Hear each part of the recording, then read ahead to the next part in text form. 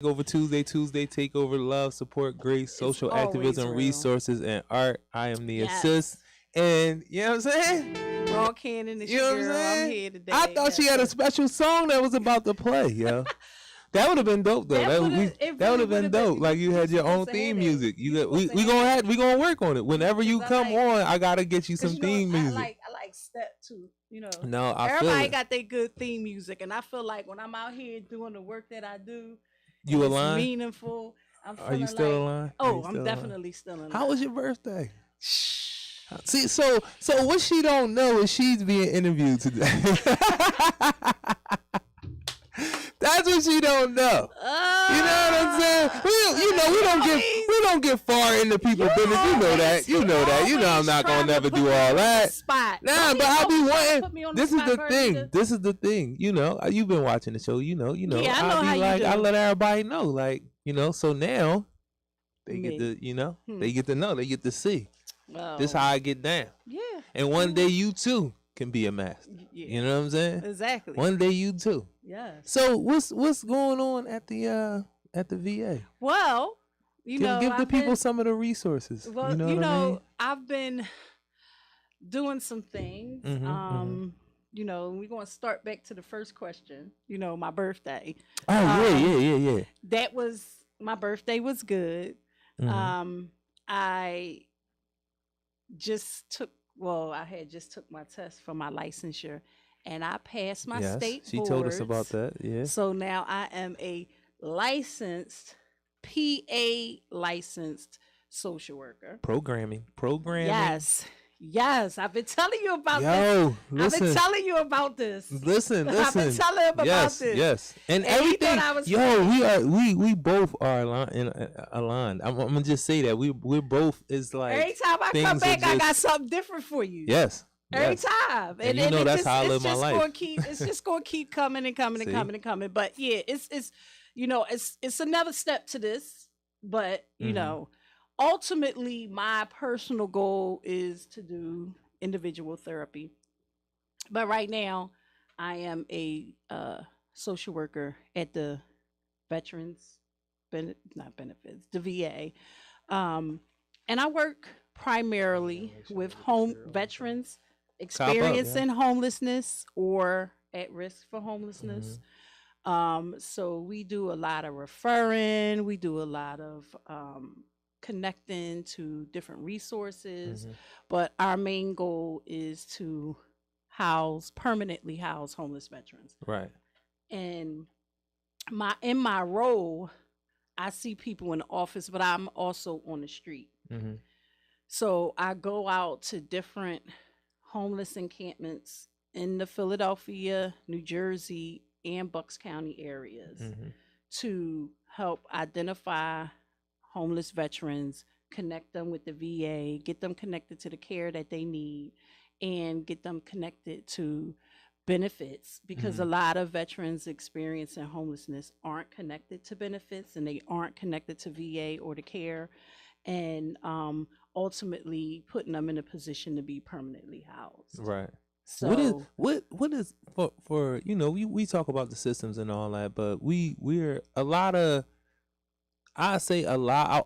I want to believe, but I know it is a lot of well-meaning people when they're in the system. Like how some people they work for. I say this. I say this a lot. Like a doctor may be racist. He may not give a fuck about the people that's on the table, but he want to be the best doctor amongst all the doctors. Like he want to be the guy. So you will right, get amazing care from this person who really don't give a f about you. Like they even talk about how a lot of the surgeons and stuff, they start like they start making it like you're not real, like the people that's on the table are not human. They because just work it's on it like it's a machine. They just like, are we gonna just put these pieces back together, and yeah, that's with a no bedside manner and all that. right. But I'm just using that example to say like people can be in the system and just want to be the best at what they do, but don't really have the heart for who they serving. And I You feel see what I'm that. saying? I see that. It's like you have the heart, but you don't have the cultural competence Hmm. to effectively provide the service that you're trying to provide. Right. And for some people, you may go into it like, oh wow, this is what I want to do. My Right. heart is here. And then you get into it and you see how it is. Like, Mhm. the reality is any kind of social work will put you in a position to get jaded. You know what I mean? You get Mhm. overwhelmed. If you're not doing self-care, you take all types of verbal abusive behavior from people that are out there that are struggling with multiple different things, Mhm. mental health, legal issues, drug and alcohol, and are just trying to find ways to control their environment. Mhm. And a lot of times, we go out to provide a service to people, and it's like, okay, the goal is to get all the homeless veterans off the street.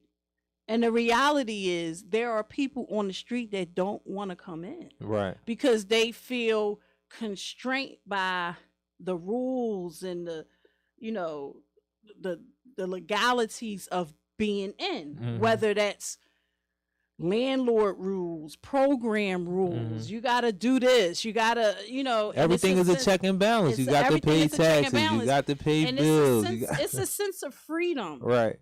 You know, when they are out there and moving to their own accord. Mhm. And let me tell you, they are some of the most resourceful people. Mhm. Excuse me, did I bring my water in here? I They don't know. are some of the most resourceful people that I have ever seen. Mhm. And these spaces are their homes, and you have to respect that and treat Right. it as such. You can't just go out, okay, they're in a park and they have their encampment. They've created, their home. They have tents, they have boundaries, clear boundaries. Mhm. You go out and you go up there and you are knocking on their door, Right. asking to speak to them. You see, the problem with a lot of people is they have this idea that, okay, I want to help these people, Mhm. and then I go out and help these people, and then it's like, I done did this, I did that, I done did this. Like, I don't understand, why are you not Right. getting on board? Mhm. You know what I mean? And granted, lacking that cultural competence will Mhm. have people in that position. Right. And I feel like I tend to bring a different perspective to the situation and have the ability to treat the most vulnerable Mhm. in the population with dignity and respect. Because no matter where you are, you deserve dignity and respect, whether you Right. have a house or you don't, if you're living on the street or in a shelter. And sometimes these programs take the dignity and worth out of people with the way that they are being treated. And It's a lot of questions that come up when with what you saying. Like it's a lot of questions because the first thing that I was thinking, like what I was saying earlier, was like how does the disconnect happen with the amount of resources that be there? Like even like with DHS, the same thing with like you're dealing with the the empire of the world. Like they have military money. Military money is the most money that goes defense, and separate, all of this falls into that. separate. You feel what I'm saying? Mm-hmm. Like, so how with all of that? So that's one of the things that came up when you was talking. Like, how do they have a disconnect? Like DHS, we're talking about the children. How do you have a disconnect when you're talking about children? So, and we know there's a lot of different things, but that's the one question. But then the other thing he just said about like, if you come to the encampment and it's like, especially if you're dealing with military guys, you know what I'm saying, who have been trained in most cases, at least even at the most basic of training, they're taught to be able to survive in open terrain, open space, however you, as a preparation for war. But it's like now that's the mindset. Like I ain't bothering nobody. I'm out here. I got my little carbon footprint because the dudes be up on all of that type of stuff. And it's like the thing that you said that was like you can't just walk across those boundaries. Like yo, I'm trying to help you. Yeah. And you didn't ask because you didn't walk up to the line. Literally in Cobb's Creek, you in Cobb's Creek, and it's something. There's an encampment there, and it's like they create lines and boundaries, and they like, yo, we ain't bothering nobody. Ain't bothering nobody. You feel what I'm saying? And when you come here, this is where I stay. This is where I'm at. You know what I'm saying? Home. So it just tripped me out because I'm like, damn, you can very easily just walk right up into their whole situation. Like, yo, You want some help? We try and and get you not some even help. realizing you crossing Right. boundaries That and you didn't violating even their say, space. "What's up? Is you Even okay?" though Nothing. they a lot of times they're illegally in a space, Right. but nonetheless it's still their personal space. And let me say this: we don't know that they're veterans, Right. so we are see the unique thing about my position is that because I'm outreach, I come across the homeless population in general. Right. Because I don't know that the individuals are veterans until I start having a conversation with them and ask them the question. So I come into situation where I haven't seen any children. I can say that I have not ever been nowhere in the street where there's encampments where there are children. It doesn't mean it doesn't happen. I've just personally never experienced that. But I have experienced couples, people that are out there that are riding with their partner. We've come across couples where the one partner may have a medical issue that they need care for, and will not go in. Well, let me go see what so and so say, and will say they ain't coming or I ain't coming. Right. Wow. And it's like, this is my support system. This is my backup. But the outreach efforts are, don't get me wrong, it could be more, but the outreach efforts are there. And there's that fine line, because some people say, if you keep coming out to them, what makes you think they're going to come like in? that action plan piece, Right, like you can give them a resource, but then now we got to have an action plan. Like, to try how to do we get change? them? Right. And the reality is, it's a control. Like, you can't. You can't. Like, but sometimes a lot of it is trust. They don't have trust in the system. They don't have trust in being with, in landlords' properties. They feel like they've been violated, mistreated, done wrong. They don't have no trust in the system or the ability to understand that this is going to work. Right. So they are but that's the thing though, like, because I'm just to keep it on like veterans, because that's where you work. But that's the thing though, I would assume, like, as a veteran, you would think, how is this illegal for me to be here if I'm homeless in America and I'm a veteran? It should never be a such thing as a homeless veteran. I always say that. Right. So I always say that. Even if you say like they in an illegal space, then it's like, how? And then the other thing is like, you would think, I don't know. Like, I think people be like fans of law enforcement and like military for the wrong reasons, kind of. Because if y'all so much are fans of these men, the way that y'all promote, you know what I mean? Like, this would never happen. Like, people are like enamored with law enforcement, or, you know what I'm saying? Like, there's groups of Americans, y'all know who y'all are, that every chance y'all get, y'all speak about these people in such high esteem about what's going, like, them protecting the country, but then I never hear about the real plan for them. I don't see any movement on it. Like, how does a veteran even slip through the crack if we coming from the premise of, like you say, there should be none, which I agree with. I may disagree with a lot of things about America, but if these people signed on for whatever reason that they did to fight for this country, to maintain the hegemony that this country has over the world at this point, and things change and all that, but that's not the conversation. But if that's what it is, these people who fight for it, and like, it's no way that them, like, y'all talk about them as they're like a special class, but then what we be seeing on the ground is like even happening. Yeah. Right? And I'm gonna be 100% honest. I'm coming from a social work background, right? So there's a whole benefits piece to this that I am on a, like, very just touching the surface. Right. And that's one of my goals as a social worker that works with veterans, is to get in a position where I can better understand the benefits administration part of it, because that's one thing that I don't have a lot of knowledge in. So doing the job, and and doing the work that I do, it I realized that I can become more of an asset if I equip myself with the Mm-hmm. knowledge of the benefits administration aspect of it. And the reality is, okay, veterans are a unique population because they have dealt with a lot of different things, Mm-hmm. right?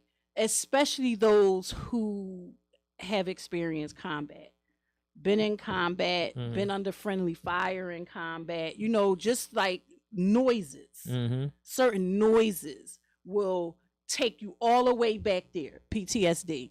Mm-hmm. Like you can hear a door slam could symbolize something in you that Mm-hmm. was happening during the wartime. It caused you to go all the way back to that moment and make you feel like you're actually in that moment. And because of the unique circumstances surrounding their whatever diet, because it's multiple things that come with it, just being in the service and actively being called to war, you're exposed to different chemicals can change things that's happening in our body. It can affect our Mm-hmm. insides, it can affect our skin, not mentioning the mental aspect of Your things. nerves, the whole The nine. so it's just that part, and then it's the mental piece, the things that they see. Mm-hmm. You know what I mean? Like children, dying, and people getting blown up in like the images in their minds. It is very difficult to come back, right? Mm-hmm. You've been in its levels, like it's the basic training. Even the basic training, they train you to survive, Mm-hmm. right? You can't be worried about what you see.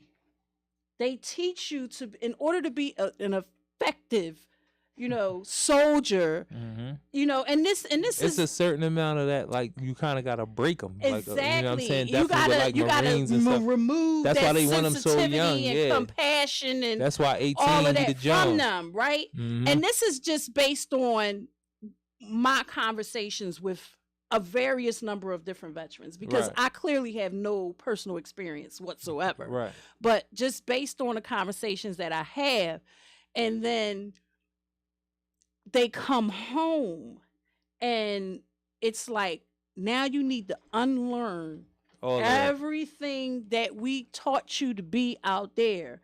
You need to unlearn it here. Mm-hmm. So that lack of trust was taught, right? We trained you not to trust nothing that you see, Mm-hmm.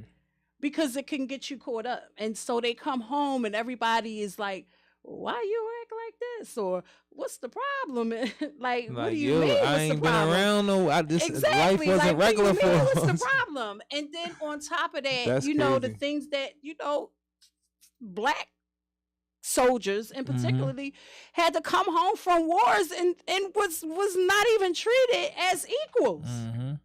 So they have that. And they come back to war zones, as they like to say. Yeah. Like they come back to poverty, and they like, damn, I'm fighting over fighting here over for here somebody's for some- freedom, and come home, And I'm not even getting treated and my in folks, my own country. like, why I'm not warring here? Like, Mhm. you know what I'm saying? Like, so no, I understand. I definitely And there's a understand what you're lot saying. of stigma surrounding that, and there's a lot of changes that needed to be made, on the VA side. And the changes are being made, and a lot of veterans, especially older veterans, and they have a bad taste in their mouth, right? About the system, about the VA system and the care that they get. If they not 100% service connected, they fighting for these disabilities that they have, that they know they got them in the service. And, it's like this big old fight to get the compensation that they need. The families try to fight to get stuff because they lost a loved one, or, they're dealing with this loved one who they are scared of. They can't even lay next to, because that loved one might wake up and, do some crazy stuff in their sleep because they're having nightmares. So it's like they have this bad taste in their mouth, and it's a lot of them. It's a lot of them. But the system is constantly evolving and changing, and people walk away with this idea and they never revisit it. And I always encourage any veteran or any family member to always come back and revisit, because policies change, eligibility requirements change, and things are starting to change to be more inclusive so that more veterans can get the care that they need. A lot of them just never even tried. Because like, is it one of those things like when you're in the military that at this point people should be like talking about it in the active, like before you even become a veteran, you know what I'm saying? Like in the work, just being in the military, I think that should be a ongoing question. Like, how do we serve each other? Yeah, and you feel what I'm saying? Or how, while we're active duty, right? How do we? Because we take veteran as a retired soldier, right? You feel what I'm saying? Even the term veteran has evolved. Right. Because there are a lot of people who go do active duty training but never got called to war. Right. They're not considered a veteran. See, because I think it need to be like, when I think of it like somebody that's either they got wounded, so they couldn't do any more active service, so they will be a veteran, a disabled veteran. That would be considered disabled. And then that's a retirement, like in and of itself, like the whole being disabled qualifies for all of those things. Right. And then you have those who have went through, whether it was active service or, like you said, like active service as in you're on duty but you never go to war. And then you have those who went to war and came back. So it's like that's. But even if you're called to war, you don't have to be in a combat zone. Right. So I got you can get called out of training and never actually go to war yourself personally. Right.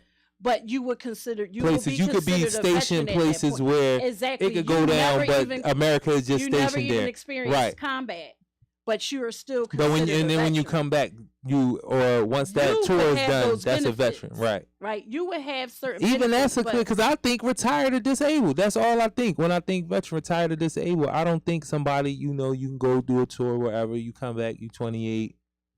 There are a lot of young veterans. You're a veteran. You feel what I'm saying? I know that's real. I know I've seen it. But when I think veteran, like even when you hear it in politics, because that's a big question of it, like is talking about veterans like so many other things just another way that you can get people all riled up, like I said, and be like, we love the troops, this, that, and the third. Oh, it definitely is. It's all that. And it's then definitely a political. It's nothing, it's one of them Jones that they always talk about with politics to kind of sway people towards, whatever they're using it for. But it's like, what is going on the ground floor? Like, is people really getting what they supposed to get? Because, like I said, I have a lot that I could say about America. I talk about it all the time. But if you fought for this country, if you signed on, the system that you signed on for, they have enough to make sure you good.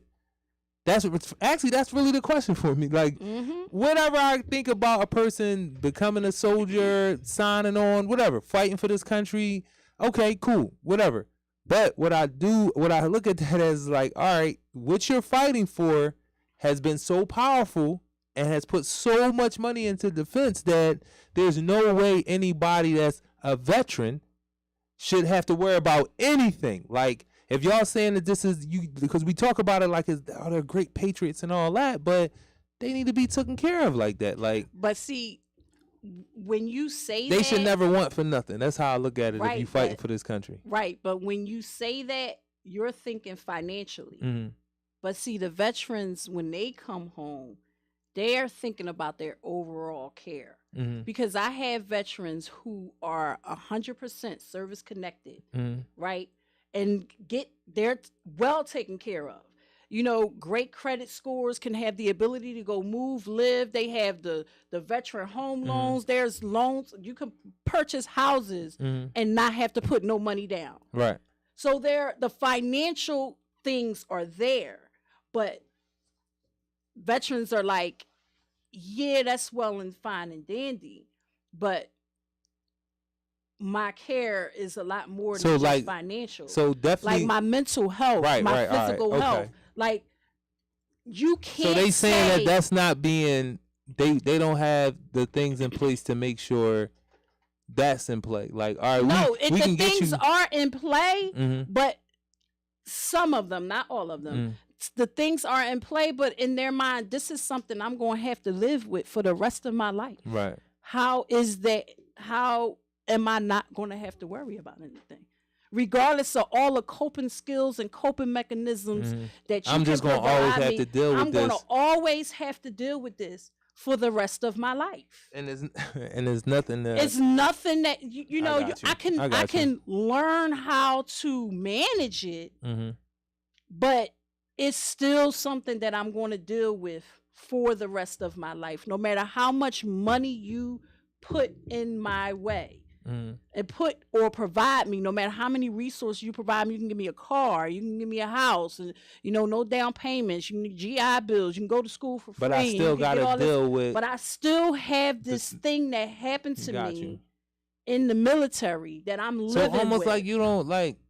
I don't. So I only say that to say. You can't necessarily answer though. No, but I only say that. I only say that to say, to respond to your statement that is nothing a veteran should ever have to worry about. Right. That's the only reason why I say that. I got you. Because in reality, veterans are not the only ones who have, conditions that they're going to have to live with forever. A lot of people who are oppressed. Yes. In poverty. Black people. Black people. Exactly.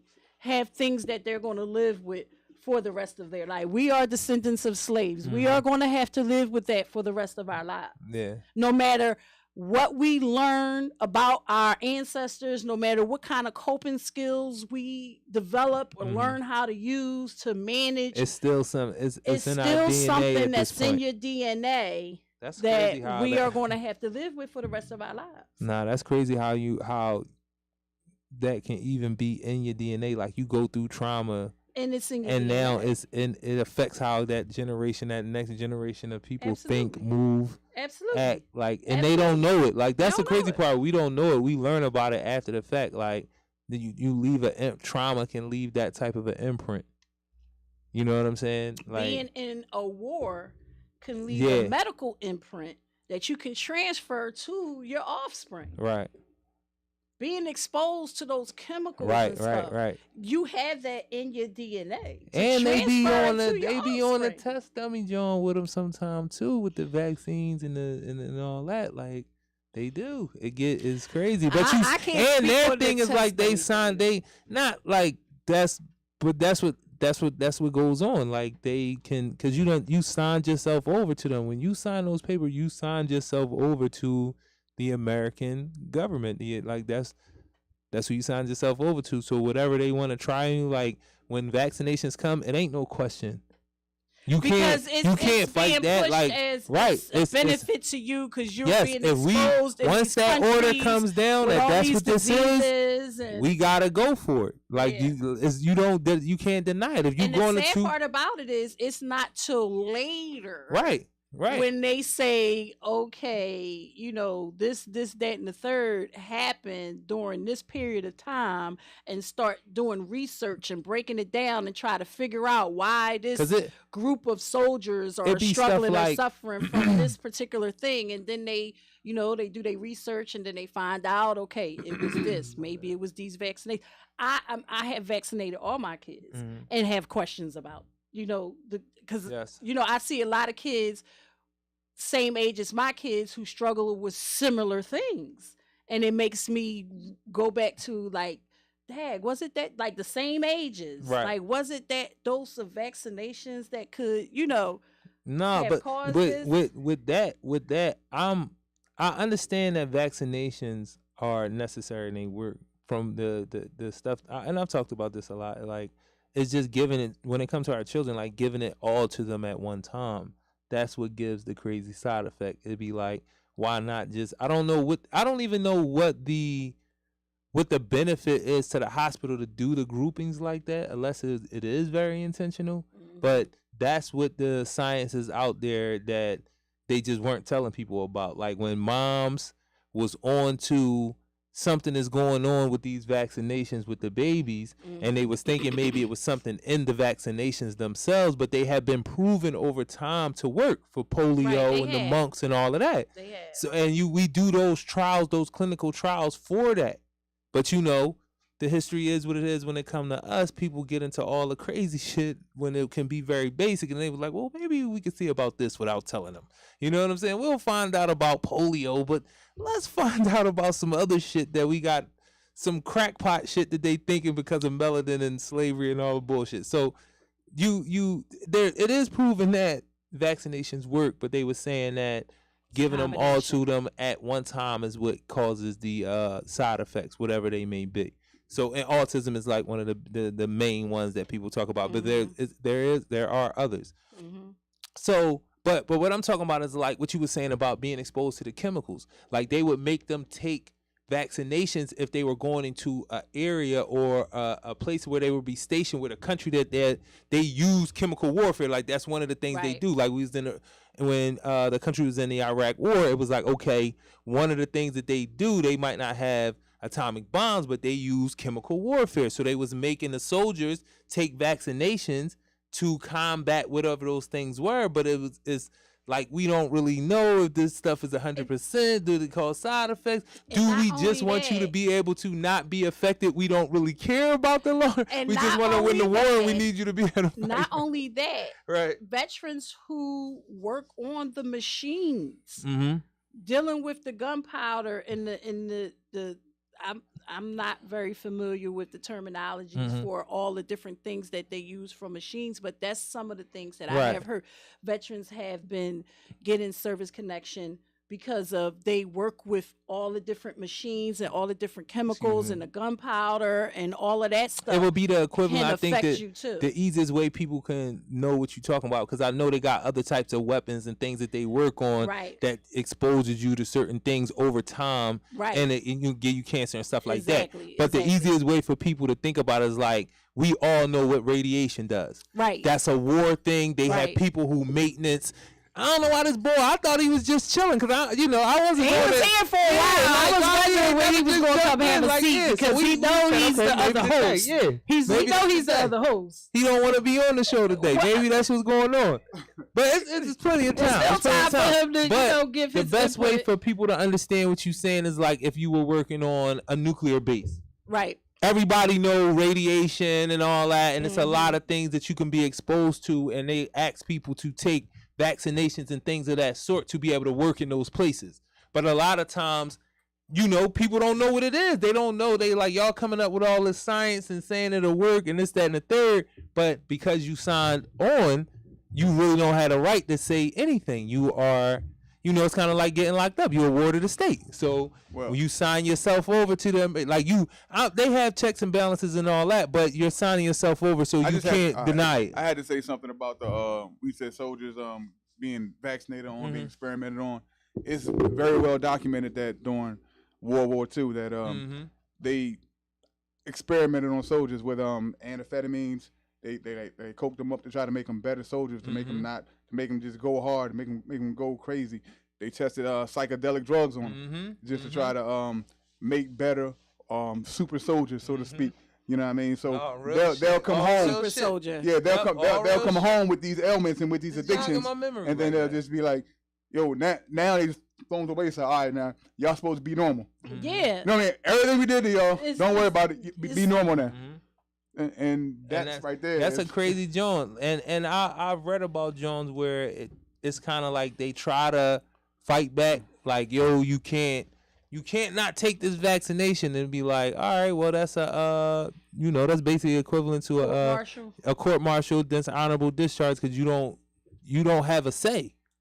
We are trying to equip you. Like I said earlier, it's the same thing where it's like, we only need you to be at your optimal level, whatever we have to create in this environment to have you there for the time of war. You are a war machine. That's what a soldier is. When we go back to that breaking part, to make a soldier just take orders and don't question anything, you being you know what I'm saying? To be that super patriot, we only care about that person when you're in the war because we need that body to be that part of the war machine. Everybody that's in the war is a war machine, and even if it's the dude that's cooking. Yeah, you know what I'm saying? Being that you deal with like veterans and all that stuff, I know you probably deal with this, but it's ingrained in them chain of command hierarchy, so they kind of be on autopilot, expecting people to do things for them, and it kind of cripple them once they get out. You know what I mean? Well, I say get out, but it's the same thing. It's the same type of thing. They're kind of crippled because they're looking at. It's the same type of thing. They supposed to do everything for me, but they don't know how to do things for themselves because they're looking to the chain of command to come down. As long as I'm on a mission, give it to me. And not only that, just imagine being, in the service even if you're not at war, just imagine being in the service on a base. You get 3 meals a day, you get housing, you get all this stuff, is provided to you. Yep. So to kind of bring this all the way back around into where, where I come into play is like, these are all of the different things that causes veterans to end up homeless, end up on the street, not wanting to, follow into anybody's ideas or rules or, and don't get me wrong, it's a lot of veterans out there who are, they struggle with these things, but they're still able to make a life for themselves, and they're okay with having a place, but it doesn't take away what they have for life, what they struggle with for life. That is, like I said, they can better manage it, but it's not going to go away. And that's another thing about it. Even thinking about from a standpoint of prison, when he said get out, when you get out, it's like they just release you. It'd be that type of thing too, where you've been overseas for a certain amount of time, and like you said, everything's been kind of like formatted for you already. You just doing that same thing every day, and it might be for 4 years, 6 years, 8 years, 2 years, whatever it is, and you might go from place to place. Like you might start in China and then be in Japan and then wherever America has bases, because I know like some folks that to be able to like travel the world. You'll just keep taking assignments. Or you might go from Army to the Navy, or like even different branches. It's like once they go, and some of them make a life out of it and retire from it. Right. And that world is so different than the world that we live in. Right. That being regimented is a thing, yo. Yeah, civilian life is so much different. And when they come back into civilian life, it's like, oh, you got to do all of this stuff. It's crazy because I do like structure. I thrive to like try to create structure for myself and for other people around me. To be used healthily in all the ways that you can, myself included. I hope you're getting better at that. I am. To be honest, I am. But one of the things that I fight against is the fact that my life was regimented for so long, and it was like I was fighting against that. You know what I'm saying? Like I didn't. You shouldn't be. Yeah, you shouldn't have been allowed to regiment my life, to tell me what to do for 20 years of my life. Nobody should get that much time to tell a person what to do. Nobody, system, people, nobody. Like people should be able to have those, even if they're F ups. You should have that time where you could just do your own thing, and it's allowed, and people promote it and push it. You might bang out a little bit, you might get it a little bit, like anything can happen, but nobody should be controlled for that amount of time. You know what I'm saying? Nobody. I just think it's like checks and balances, though, because no doubt about that. You could do what you want to do, but when it comes to infringing on other, you know what I'm saying, infringing on other people and all that stuff. So, because some people probably need to be controlled because they keep infringing on other people's rights. You feel what I'm saying? Like you have the freedom of speech. Say I'll pick one out of the hat. Freedom of speech. You can say whatever you want to say, but at the same time, you still got to be responsible for what you say and responsible for your reactions and consequences that you're going to get for that. That's why there's boundaries. But that's what I'm saying. But you still should have the ability to make, like, people be saying choices. And I always, and shout out to the brothers at Fathership Foundation last night, man to man. I appreciated those conversations. There was some real thorough brothers in there. So it goes to the choices thing. Like, people be like, everybody has a choice.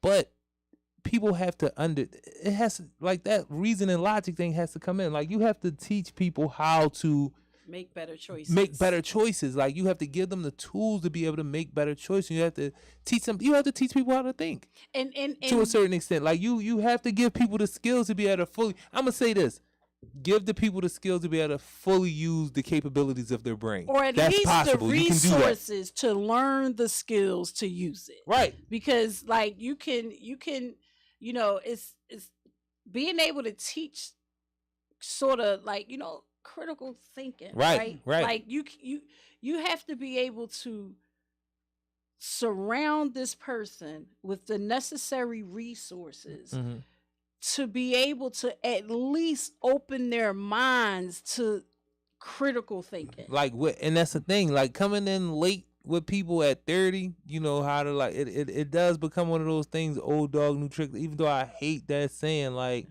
but it's like, yo, you do got, the earlier you catch them, it's like, again, back to the military thing.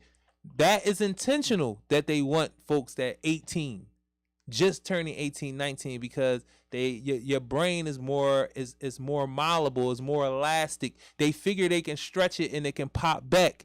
This real shit. The way I'm saying it, you might be like, nah, but just read about it. Like, they want you at 18, 17, 18 young, because again, the brain can be shaped and molded and, massaged in a lot of different ways, and you may be able to pop back. It. No, cause, all right. Like I know that sounds crazy, but at that age, you're forming. Right. You're forming your thought patterns. When you get older, now you're going off experience. You're going off what you already experienced, and now you fitting that into a thing. And that's what make it hard when I'm because you like, no, but I experienced this, and I'm like, yeah, but you might have only experienced it in Philadelphia. There's more counties and cities and stuff that you can go to and see differently, but you thinking from that one experience that's where you've been. No, this is how it is. I've been in Philadelphia for 30 years. You've been in Philadelphia for 30 years or 35 years. Where it works in one environment might not be optimal for another environment. You know what I mean? Like, it's sort of like raising kids. In Philly, all right, say if you raise kids in Philly, you have to raise them differently than as if you raise them somewhere else, like in the country or the suburbs. Of course. You know what I mean? Philadelphia is not, just to be honest with y'all, like, Philadelphia is not a place to raise a family, yo. Philadelphia is an enterprise. Like, that's what they turn Philadelphia. They're not turning, a lot of this gentrification that's going on, they not coming here with the intent, for the most part, to start families. They coming here for business, for opportunities, young professionals, or whatever their skill set is. When you see these people from Portland and Seattle that's living in Old City and all that, like, those from other countries. Exactly. So it's like Philadelphia is a business place. Like, you could get money in Philadelphia in ways that you can't get in other places, even though it's a very small place geographically. Because like somebody explained something to me where it's 4 miles wide or some crazy shit I never even thought of, and I'm like, damn, that's crazy. Like, this is like a small town with doing big city shit, I guess you could say, or fronting as a big city or whatever you want to say. But these people, you think differently in Philly. People think differently. I was just saying this last night. Black folk in Houston don't act like black folk in Atlanta. It's some similarities, but they do their thing differently. Black folks in New York don't act like black folks in Cali. They have similarities and things that they all deal with, but it's a difference. Black Philadelphians don't act like black folk in Newark, New Jersey. You know what I'm saying? Two cities, they do something different. Again, similarity. So it's like when you look at that, it's like your experience can have you trapped into that. And we got to introduce new information, like a different way to think. But that's like it got to be a process. Mm-hmm. You understand what I'm saying? Like, even with kids, if you want to give kids the opportunity to choose and decide themselves and find themselves, but they got to be done within an acceptable means. So you pick out 5 outfits and let them choose from the 5 that you deem acceptable. Mm-hmm. You feel what I'm saying? So they get a choice, but at the same time, you still are comfortable and that would until they go in the closet and get something that ain't even included in the 5. Right? But if they thinking like that. But that's what they out. That's the process. But just the 5 outfits alone is creating a boundary. Right. That a kid is going to cross. So in theory, it's like, okay, yeah, let me do this like this.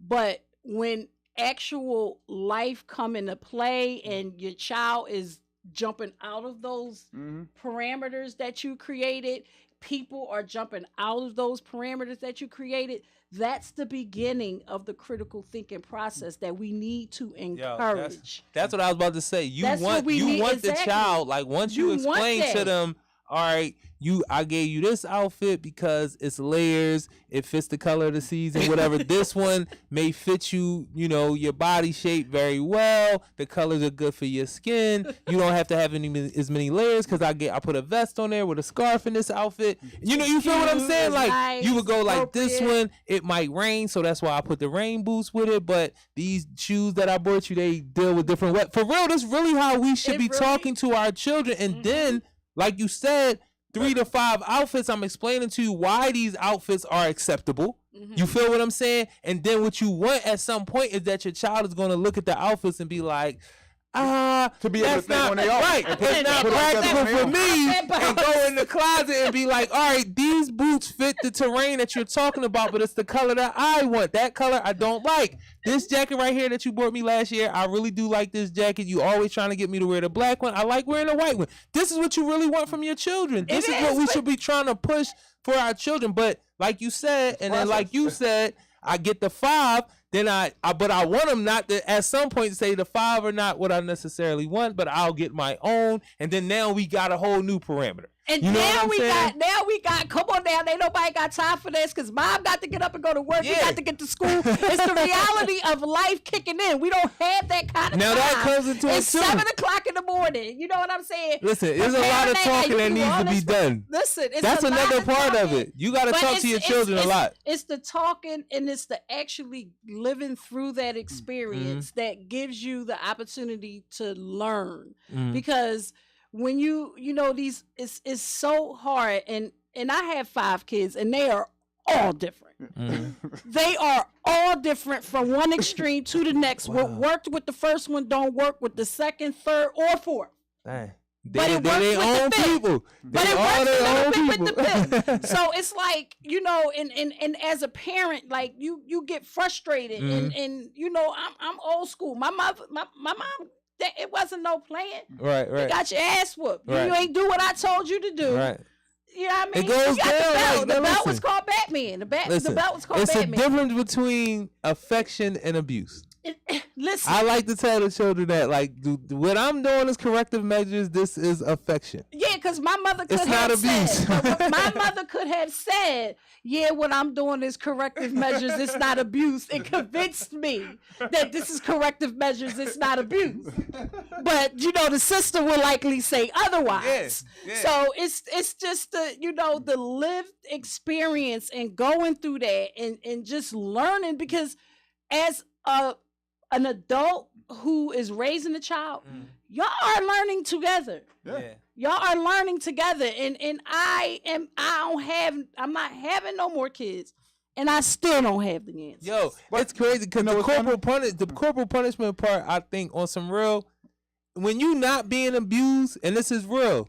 Can you stop saying abuse? No. I'm saying, listen though. When you not being abused, you don't feel like that. You feel like your ass whoopings were warranted a lot of times. When I think about the times that I actually got my ass whooped, you know what I'm saying, by my mom, which wasn't a lot. It's people that was abused that can honestly feel like it was warranted. I'm just saying, like, I made my mommy upset, or I did something wrong. That's true. Because I feel like my Jones was warranted. The few that I got, I feel like they was warranted. Because I wasn't being abused. It ain't like my mom was just whooping my ass just to whoop my ass. It was legit shit. Like, I told you this, and you did all of this that could have put you in danger, and this is why I told you not to do it, so you wouldn't be put in danger, so you won't think that that's okay. Like, I'll give you an example.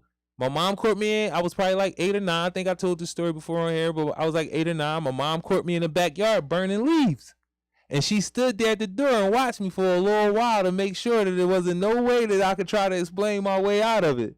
And you know how when you turn around and see somebody, you know they was standing there for a while? Like, you just think about it, like, damn, how long was they standing there? So when we went upstairs, and she was like, come here. So we went upstairs. She talked to me for like a good 10 minutes.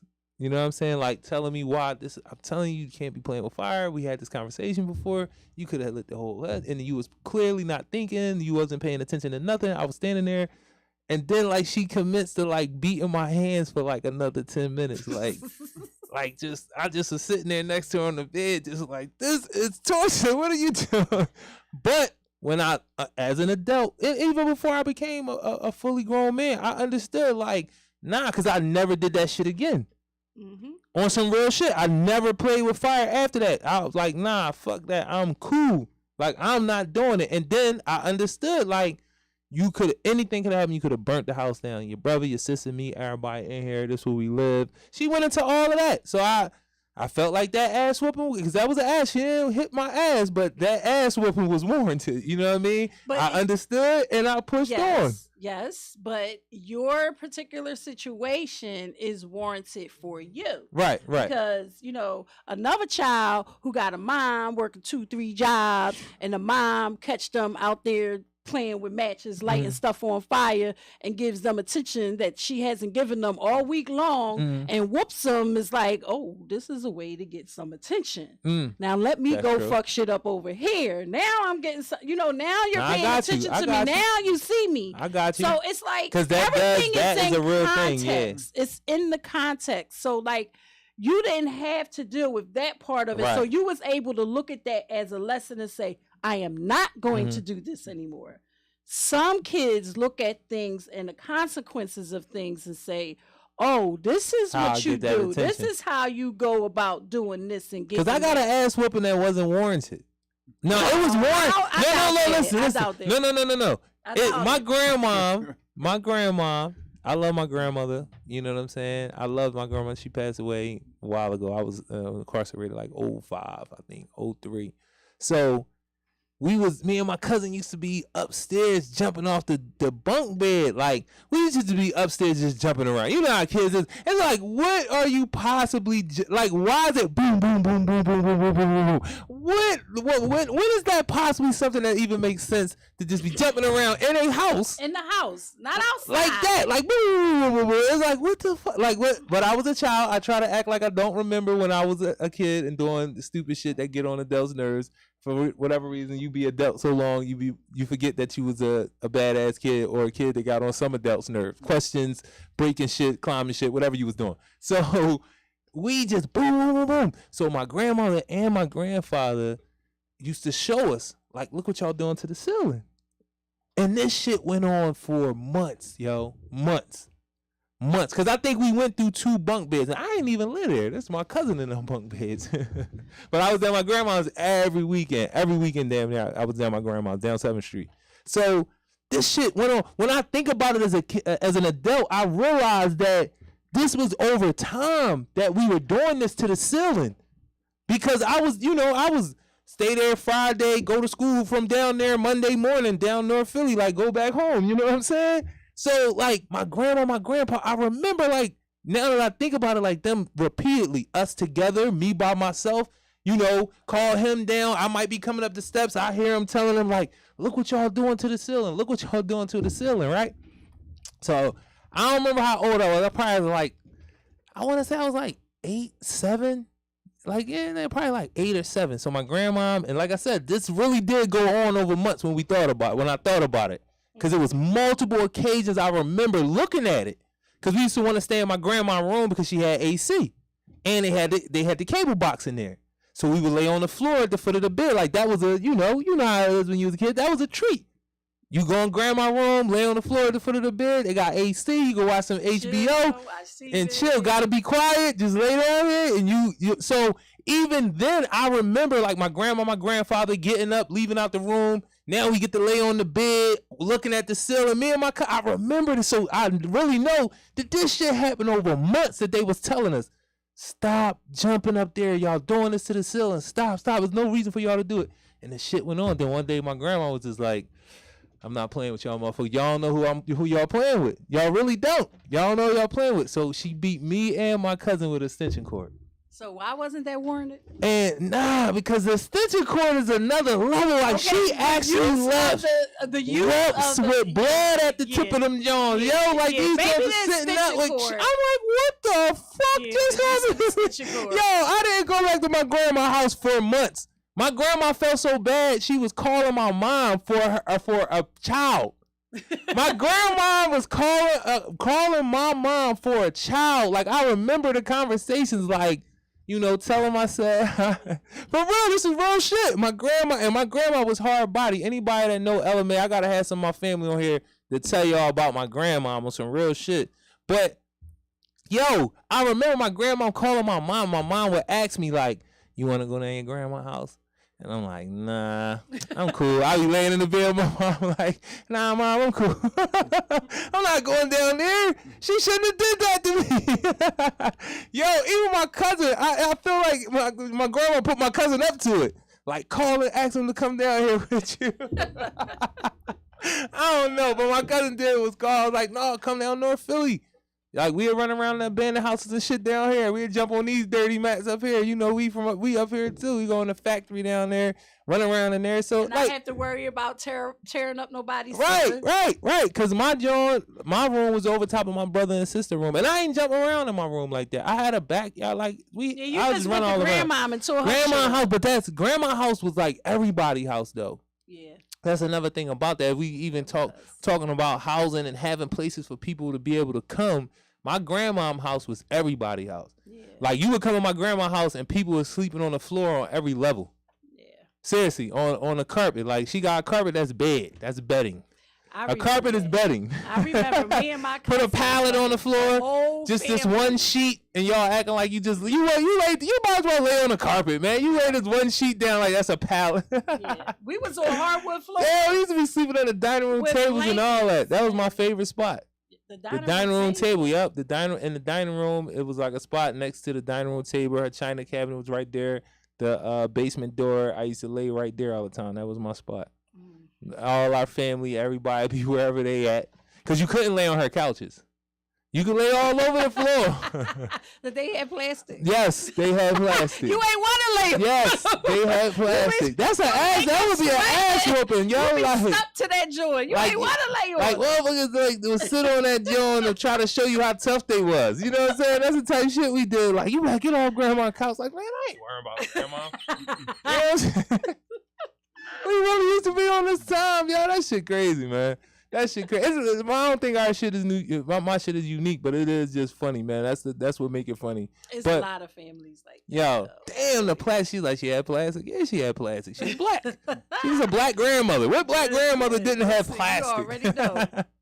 Trying to hold on to shit that we need to let go of, black people. Get new shit every 7 years. No, she had the plastic because if she didn't have the plastic, y'all would have fucked that shit up. We wouldn't have messed it up. No, y'all tore up the whole ceiling. Y'all tore up a whole ceiling, but y'all wouldn't have messed up the couch. We ain't messed up too much in nothing else. We just ain't know how to act. This is when bunk beds seemed like they first came out. When I was a kid, it felt like bunk beds just came out. I know bunk beds existed before, but when we got them, it was just like this live shit because we was what? I'm going to tell you why it was. They fucked with my head. Fucking Silver Spoon, man. Watching Silver Spoon made me think a bunk bed was just live, expensive shit. And then once we got it, we was just so hyped. Like, we got bunk beds, That was a part of, like, I guess it wasn't even like betting. It was like your toys. Like, you got trucks, you got bunk bed, you know what I'm saying? You got a basketball, you got a skateboard. Like, yeah, we got bunk beds. You burnt this so we could jump off of it. Ain't that why you buy something up high for kids that's like 8?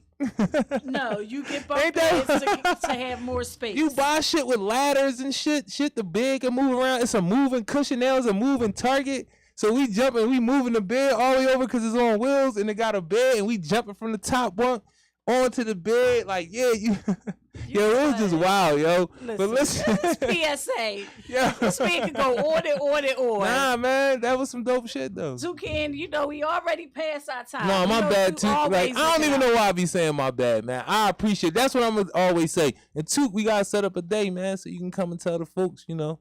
I know you didn't came on every show and talking about it. You got to come on the show. Yeah, like, he been doing this for, you know. Black-owned business. He a legend in Philadelphia. That's a real thing.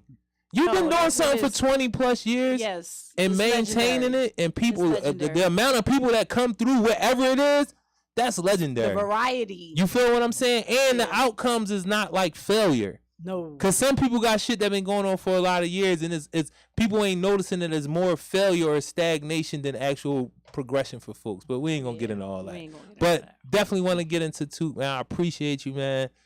This PSA, Philly Service Announcement, Takeover Tuesday. Takeover Tuesday. My right hand sisters in the Here building. today, the My love brother support- Mark, you know what I'm saying? That's the other host. Let's say That's what what it we is. doing out here. That's the other host. You know what I mean, bro? We got the assist. We got You the know what I'm sub. saying? We out of here. Exactly. Peace, y'all.